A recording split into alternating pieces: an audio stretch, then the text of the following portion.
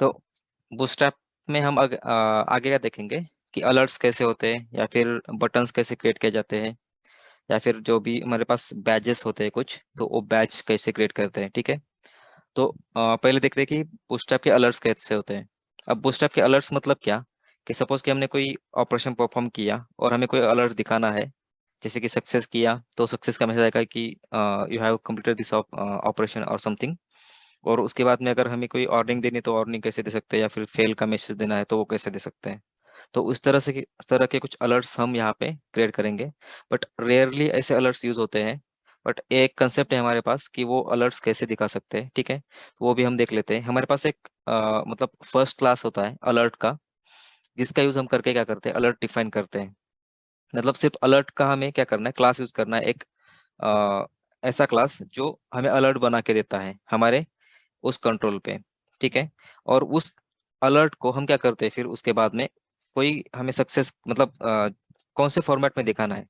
अब ये जो क्लासेस है, मतलब हमने अब तक ऐसे ही क्लासेस देखे, डैश करके सक्सेस होता है, इन्फो होता है, या फिर अर्निंग होता है। तो उन क्लासेस को एक्चुअली क्या बोलते हैं, कॉन्टेक्सचुअल क्लासेस। ठीक है। तो एक मतलब अलर्ट क्लास है हमारा, उसके साथ इसमें से एक और क्लास आएगा जो हमें डिफाइन करके देगा कि हमारा जो अलर्ट है वो किस टाइप का है। जैसे कि अगर सपोज कि हमने सक्सेस यहाँ पे डिफाइन किया, तो वो क्या कंसिडर करेगा कि ये मतलब ग्रीन बैकग्राउंड के साथ एक अलर्ट आएगा। अलर्ट यानी कि मतलब अभी जो देखेंगे अलर्ट एक्चुअली कैसे आता है, एक विंडो पे, मतलब हमारी मशीन पे या फिर विंडो पे जैसे पॉपअप आता है वैसे नहीं होता है। जस्ट एक सेक्शन पे हमें एक कलर में वो सेक्शन इंक्लूड करके देगा। ठीक है। वो क्या होता है, बेसिकली हमें कंडीशनली हाइड और शो करना होता है। बस दिखाना कैसे है, वो हमारा जेक्वेरी का पार्ट है कि वो अगर ऑपरेशन सक्सेस होता है तो उसको हाइड करो, सॉरी शो करो, और पहले हाइड रखो। तो ये होता है बेसिकली इसका मतलब लॉजिक। अब दिखेगा कैसे ये हम पहले देख लेते हैं कि जो भी क्लास है वो कैसे दिखेगा। या फिर हम उसको अगर क्लोज का बटन ऐड करेंगे तो क्लोज भी कैसे कर सकते हैं। मतलब सपोज कि मैंने सिर्फ अलर्ट किया, एक काम करते हैं यहाँ पे ऐड कर लेते हैं। ठीक है।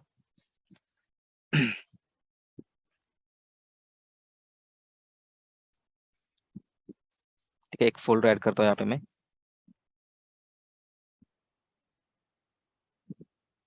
सेशन 4। ठीक है। इसके अंदर अब हमें एक फोल्डर चाहिए, कॉपी कर लेता हूँ मैं इसको, यहाँ पे पेस्ट कर देता हूँ। और उसके बाद में इस फोल्डर में मुझे क्या चाहिए, एक फाइल भी चाहिए जो कि मेरी रहेगी इंडेक्स फाइल, index.html, या फिर हम उसको नाम देते हैं अलर्ट्स। ठीक है, alerts.html। इसमें मैं एक HTML का कोड ऐड कर देता हूँ, यहाँ पे मैं कर देता हूँ अलर्ट्स। और इस अलर्ट्स में हम क्या करेंगे, कुछ अलर्ट्स यहाँ पे देखते हैं, मतलब कैसे वो अलर्ट्स शो होते हैं। उसको कंडीशनली कैसे हाइड शो करना है वो हम jQuery के पार्ट में देखेंगे, या फिर jQuery जब देखेंगे उसमें हम देख सकते हैं। बट अलर्ट बेसिकली कैसे दिखेंगे वो हम यहाँ पे देख लेते हैं। तो हमारे पास पहला, अगर बूटस्ट्रैप का कोड करते हैं तो क्या करना है, div लिखना है। उसके अंदर हमें क्या करना होता है, क्लास अप्लाई करना होता है। कौन सा क्लास होता है वो, कंटेनर या फिर कंटेनर फ्लूइड। ठीक है।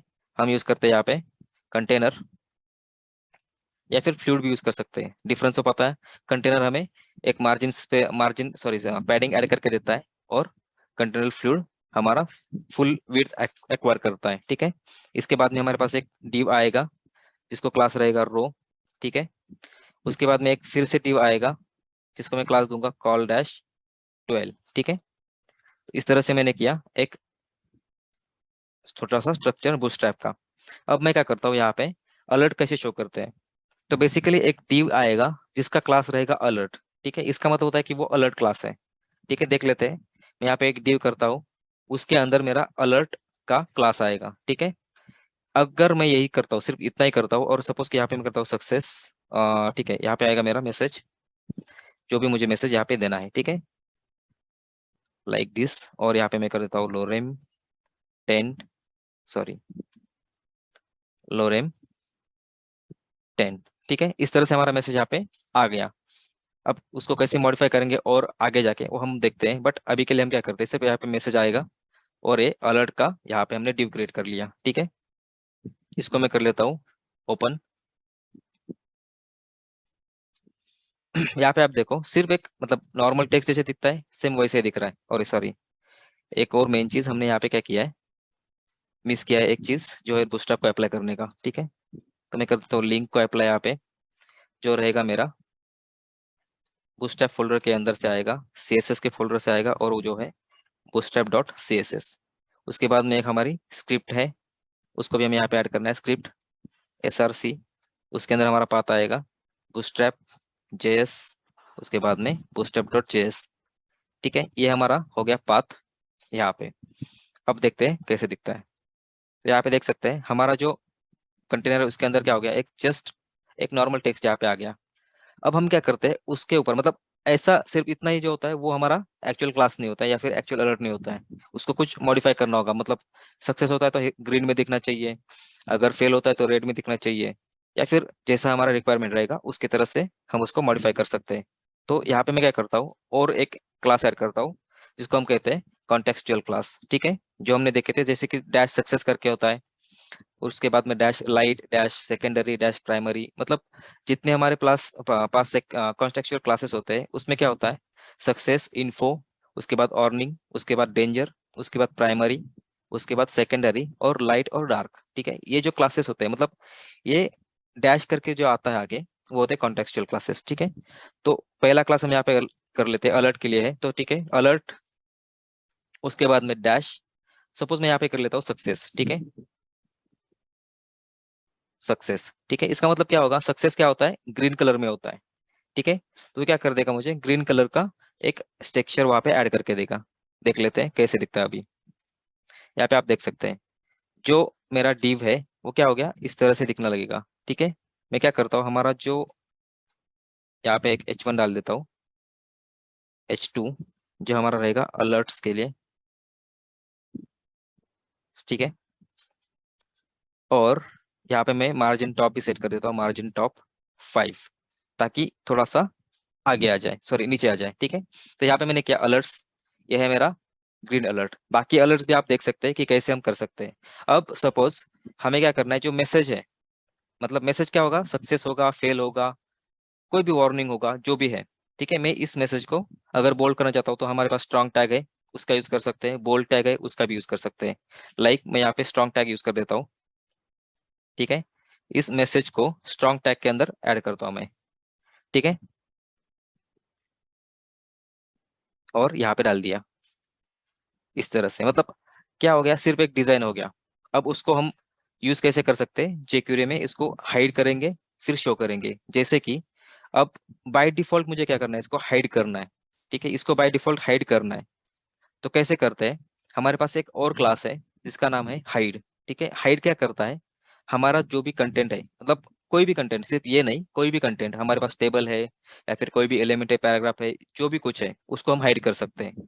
सिर्फ हमारे पास एक है हाइड क्लास, जिसका यूज करके हम क्या करते हैं, हमारे उस कंटेंट को या फिर उस पैराग्राफ को, टैग को हाइड करते हैं। यहाँ पे CSS अप्लाई कर लेते हैं, न्यू फोल्डर CSS, जिसके अंदर मैं लिखूंगा अपनी एक कस्टम CSS। जैसे कि मैं यहाँ पे लेता हूँ डैश कस्ट डॉट CSS। ठीक है, नाम तो कोई भी दे सकते हैं हम। उसके बाद मुझे क्या करना है, एक हाइड क्लास यहाँ पे डिक्लेयर करना है। ठीक है, और इसमें मैं क्या कर देता हूँ, डिस्प्ले नन कर देता हूँ। ठीक है, और ये रहेगा मेरा इंपॉर्टेंट। मतलब क्या होगा, जहाँ पे मेरा हाइड क्लास आएगा वहाँ पे डिस्प्ले नन अप्लाई हो जाएगा। ठीक है, अब देख लेते हैं हमारे इस अलर्ट HTML में हमारा जो भी CSS का पेज है उसको लिंक कर देते हैं, सॉरी CSS की फाइल को, जो है हमारी लिंक। उसके बाद में इस फाइल का नाम है CSS फोल्डर के अंदर SA डैश कस्ट CSS। ठीक है, ये मैंने क्या किया, यहाँ पे हमारी कस्टम साइट शीट यहाँ पे अप्लाई कर ली। अब देखते हैं यहाँ पे।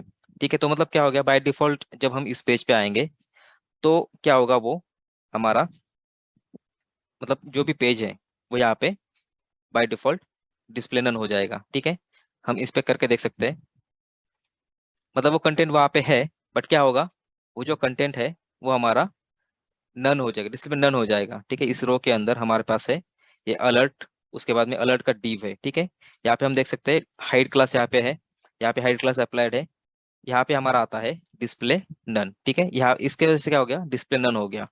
और उसके बाद एक क्लास आता है शो, मतलब वो क्या होता है, अगर हम शो क्लास अप्लाई करेंगे तो क्या होगा, हमारा जो भी क्या बोलते हैं उसको, हमारा जो कंटेंट है या फिर टीव है या फिर टैग है वो क्या होगा, शो हो जाएगा इसके लिए। तो उसके लिए क्या होता है, डिस्प्ले ब्लॉक होता है।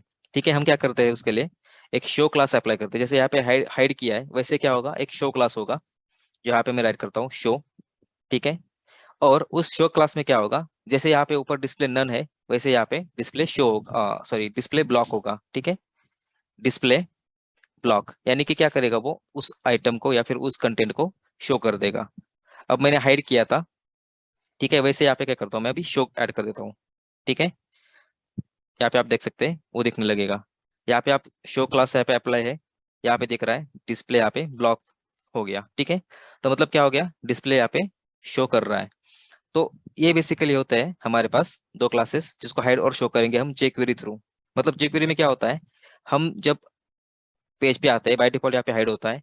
अगर कोई ऑपरेशन करके, जैसे कि सपोज मैंने बटन के ऊपर क्लिक किया और ऑपरेशन सक्सेस हो गया, उसके बाद में हमें सक्सेस का मैसेज दिखाना है, तो यहाँ पे सक्सेस दिखेगा जैसे ही सक्सेस हो जाएगा उस टाइम पे। ठीक है, वो हम बाद में देखेंगे कैसे वो मतलब jQuery में होता है। बट यहाँ पे हम क्या कर सकते हैं, सिर्फ ये करके देख सकते हैं कि हाइड क्लास अप्लाई किया और उसके बाद में शो अप्लाई किया, मैन्युअली करना पड़ रहा है।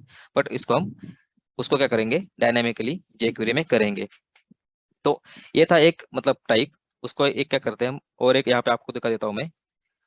जैसे यहाँ पे मैंने किया है सक्सेस, वैसे यहाँ पे मैं कर देता हूँ डेंजर। ठीक है, मतलब डेंजर क्या होगा, हमारा फेल का मैसेज रहेगा। ठीक है, यहाँ पे आप देख सकते हैं रेडिश कलर में यहाँ पे आ गया। मतलब हर जगह पे क्या होता है, यही टाइप होता है। मतलब अगर हम सक्सेस करेंगे तो ग्रीन होगा, डेंजर करेंगे तो रेड होगा, वार्निंग करेंगे तो येलोइश कलर में आएगा। ठीक है, तो उसके बाद में हमारे पास अगर सपोज कोई लिंक वहाँ पे ऐड करनी है, जैसे कि सपोज यहाँ पे मैंने वार्निंग अलर्ट दिया है, और उसके बाद मुझे कहना है कि जाओ आप होम पेज पे जाके फिर से सर्च करो, या फिर ऐसे ऐसे पेज पे जाके रिडायरेक्ट करना है और वहाँ पे जाके आप इंक्वायरी कर सकते हैं। ठीक है, जैसे कि यहाँ पे मैं ये कंटेंट जो है मेरा, सपोज ये सब समझ लो कि मेरा ये कॉन्टैक्ट पेज पे रिडायरेक्ट करने वाला है। तो इसके लिए क्या करेंगे, हम लिंक ऐड करेंगे। लिंक आपको पता है ए टैग से होता है, एंकर टैग होता है वो। तो एंकर टैग का यूज करेंगे, बस उसमें क्या करेंगे, हमारा क्लास जो है वो ऐड करेंगे अलर्ट लिंक करके। ठीक है, वो क्या करता है, आपका जो भी मैसेज है वो अब हमारे कंटेंट को मैच करके देता है। ठीक है, कैसे, यहाँ पे देख लेते हैं। एंकर टैग यहाँ पे यूज किया, अब हमें कहीं भी नहीं जाना है, इसलिए मैं यहाँ पर कर दूंगा सिर्फ हाइपरलिंक में या फिर href में हैश डाल दूंगा, यानी कि वो कहीं नहीं जाएगा इसलिए, और उसके अंदर मेरा कंटेंट रहेगा। ठीक है, पहले देख लेते हैं कि बिना क्लास का कैसे दिखता है। यहाँ पे देख सकते हैं ब्लू कलर में आ गया। मतलब हमारा कंटेंट जो है वो, सपोज कि मैं यहाँ पे पेज पे आ गया, तो मेरा ध्यान पहले क्या कहाँ पे जाएगा, इस पे जाएगा, क्योंकि वो अलग दिख रहा है। ठीक है, तो मुझे क्या करना है, उसको सेम दिखाना है। मतलब इसी कंटेंट, मतलब जैसे कि ये मैसेज है मेरा, उसके हिसाब से मुझे यहाँ पे दिखाना है। तो कैसे करना होगा मुझे, उस क्लास मतलब उस एंकर टैग को एक क्लास अप्लाई करना होता है, वो होता है अलर्ट डैश लिंक। ठीक है, यहाँ पे एक अप्लाई करके देखते हैं, एक क्लास जो कि रहेगा मेरा अलर्ट डैश लिंक। ठीक है, इसको मैं फॉर्मेट कर रहा हूँ। तो फॉर्मेट करने के बाद ऐसे दिखेगा। ठीक है, क्या क्या मैंने एक यहाँ पे और एक क्लास अप्लाई किया एंकर टैग पे, सिर्फ एंकर टैग पे अप्लाई है वो। ठीक है, अब देखते हैं कैसे दिख रहा है। ठीक है, मतलब क्या हो गया, जो हमारा कंटेंट है वहाँ पे क्या हो गया, मैच हो गया, बोल्ड बोल्ड में दिख रहा है। मतलब वहाँ पे लिंक है, ये समझ में नहीं आ रहा है, बट वहाँ पे क्या होगा, हमारा एक प्रॉपर मैसेज होगा कि हाँ आपको क्लिक हियर करना है, या फिर गो टू होम पेज करना है, या फिर गो टू कॉन्टैक्ट करना है, वो वहाँ पे कंटेंट आएगा और वहाँ पे हम क्या करेंगे, क्लिक करके वहाँ पे जा सकते हैं। ठीक है, इस तरह से हम लिंक को भी ऐड कर सकते हैं आ, हमारे कंटेंट में या फिर हमारे अलर्ट में। उसके बाद में आता है, जैसे कि सपोज हमने हाइड शो कैसे करना है। अगर कोई मैसेज आता है, सपोज कि मैंने एक ऑपरेशन कर लिया, सेव कर लिया कोई कॉन्टैक्ट, और कॉन्टैक्ट सेव होने के बाद मुझे एक अलर्ट दिखाना था, मैंने अलर्ट दिखा दिया, सपोज कि ये अलर्ट है मेरा, वो मैंने दिखा दिया। अब मुझे क्या करना है, उस अलर्ट को क्लोज करना भी है। जैसे कि मुझे यहाँ पे क्लोज का बटन देना है और क्लोज करना है।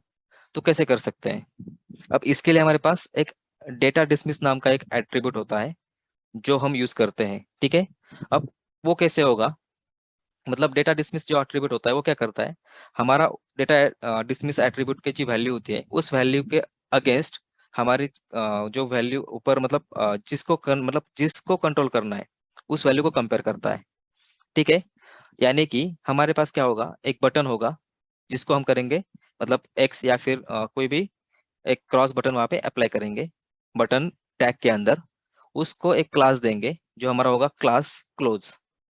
ठीक है, वो क्लोज क्लास क्या करेगा, हमारी उस बटन को मतलब हमारे जो कंटेंट है उससे मैच करा के देगा। उसके बाद हमारे पास डेटा डिसमिस एक एट्रीब्यूट होता है, वो क्या करता है, हमारे कौन से मतलब डेटा को डिसमिस करना है या फिर कौन से डेटा को क्लोज करना है, वो वहाँ पे लिखते हैं हम। ठीक है, कैसे करना है दिखा देता हूँ मैं। जैसे कि मैं यहाँ पे और एक div ऐड कर लेता हूँ। ठीक है, जिसमें हम क्लोज अप्लाई करेंगे। सपोज कि ये मेरा क्लास हो गया। ठीक है, ये मेरा कंटेंट हो गया उसके अंदर। अब मुझे क्या करना है, यहाँ पे क्लोज बटन ऐड करना है। ठीक है, तो मैं क्या करूंगा, इसके अंदर मेरा एक बटन होगा, बटन टैग। ठीक है, जो कि मेरा है बटन टैग।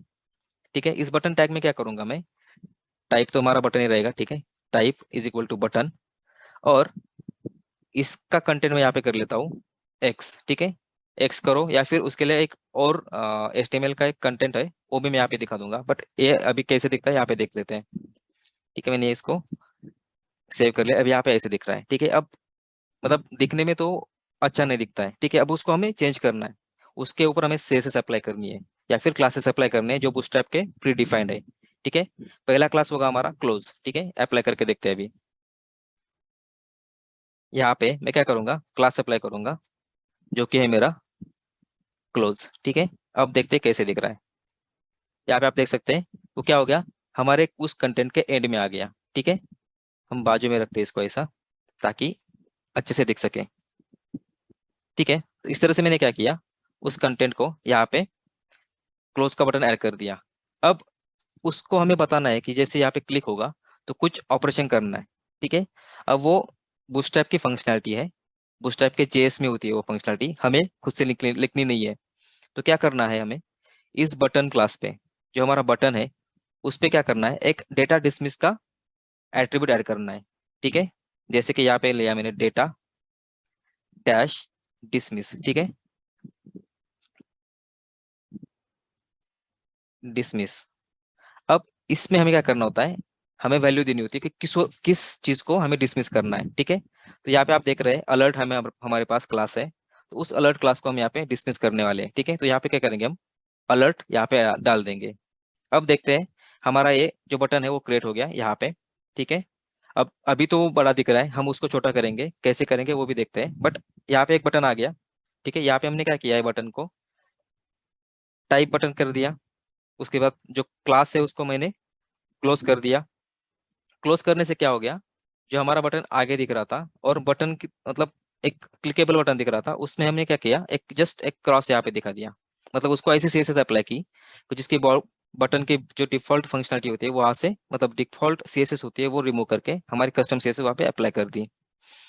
अब हमारे पास है डेटा डिसमिस, जो क्या करता है, हमारे अलर्ट को डिसमिस करता है। ठीक है, हमने यहाँ पे डिफाइन किया कि हमारे अलर्ट क्लास जो है वो डिफाइन यहाँ पे डिसमिस हो जाए। ठीक है, उसके अंदर का। ठीक है, और हमने यहाँ पे एक कंटेंट डाल दिया एक्स, जो हमारा यहाँ से रिमूव करने के लिए, सिर्फ शो करने के लिए हम यहाँ पे क्लोज भी कर सकते हैं। ठीक है, मतलब जो डालना है वो यहाँ पे डाल सकते हैं।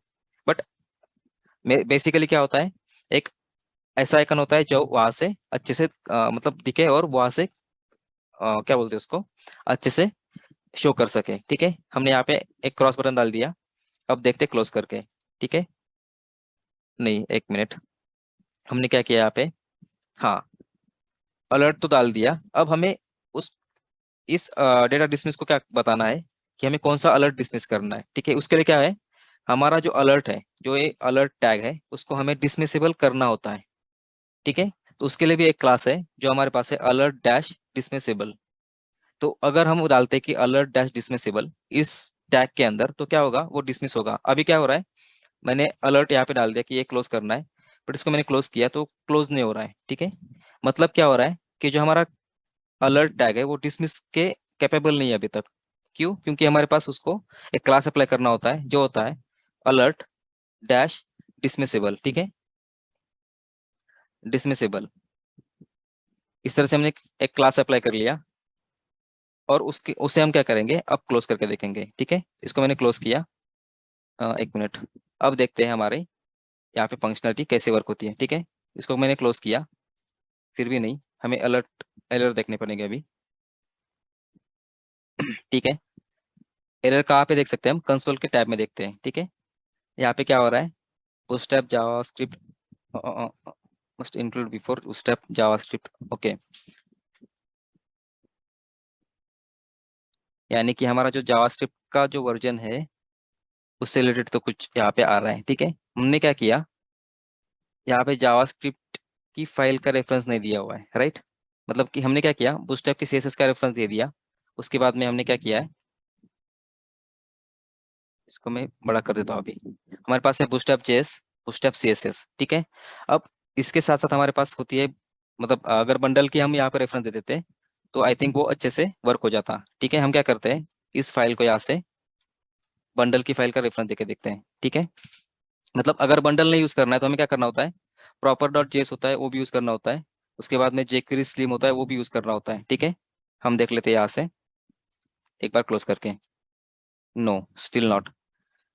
इसको रिफ्रेश करता हूँ मैं। यहाँ पे आप देख सकते हैं Bootstrap jQuery required jQuery. Okay, समझ में आया।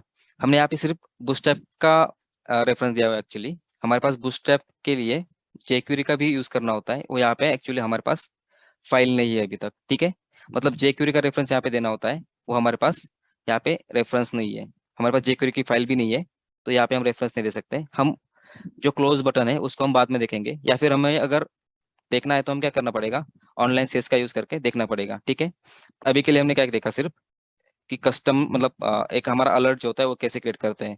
अब इस एक्स के जगह पे, जो हमारा एक्स बटन है उसके जगह पे हमारा HTML का एक उसे हम एंटिटी बोलते हैं, वो कैसे यूज कर सकते हैं वो देखते हैं। अब एंटिटी क्या होता है बेसिकली, मतलब बहुत सारे ऐसे कोड्स होते हैं जिसका यूज करके हम क्या करते हैं, जैसे कि हमारे पास कॉपीराइट के लिए था at the rate, sorry and copy colon, वो भी एक एंटिटी होता है। वैसे और एक एंटिटी है जिसका हम यूज करके क्लोज का बटन बना सकते हैं, जो कि है टाइम्स। ठीक है, देख लेते हैं। जैसे कि मैंने एक्स यहाँ पे किया है, उसको हटा के मैं क्या करता हूँ, एंड टाइम और कोलन। ठीक है, मतलब यहाँ पे आप देख सकते हैं इतने सारे यहाँ पे आ गए, मतलब जैसे एंड करके मैं कुछ टाइप करता हूँ तो वो सभी एंटिटी यहाँ पे आ जाती है। ठीक है, मैंने सिर्फ यहाँ पे किया एंड टाइम्स कोलन। ठीक है, यहाँ पे आप देख सकते हैं क्लोज बटन यहाँ पे आ गया। अब ये क्या हो रहा है, प्रॉपर मैच हो रहा है, सेंटर में आ रहा है और दिखने में भी अच्छा दिखता है। ठीक है, तो इस तरह से हम क्या कर सकते हैं, क्लोज का बटन भी यहाँ पे ऐड कर सकते हैं। अब क्लोज वर्किंग नहीं है क्योंकि हमारे पास जेक्यूरी का रेफरेंस नहीं है।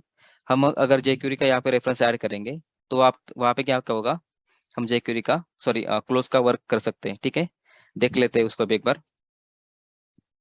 यहाँ पे मैं जाता हूँ और यहाँ पे सर्च करता हूँ कि जेक्यूरी CDN। ठीक है,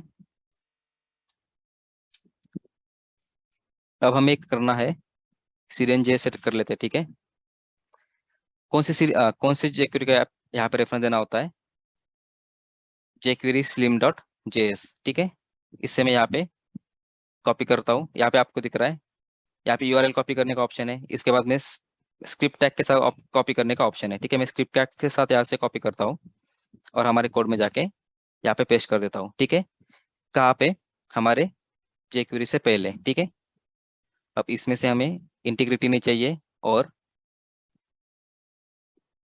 क्रॉस ओरिजिन भी नहीं चाहिए अभी के लिए। ठीक है, मैं सब रेस्ट टैग्स निकाल देता हूँ। ठीक है, अब देखते हैं हमारा क्लोज बटन, यहाँ पे देखो क्लोज हो गया। तो ये होता है बेसिकली, मतलब जेक्यूरी का रेफरेंस नहीं था इसलिए यहाँ से क्लोज नहीं हो रहा था। ठीक है, हमने एक सीरियन का यूज करके उसको भी क्लोज कर दिया।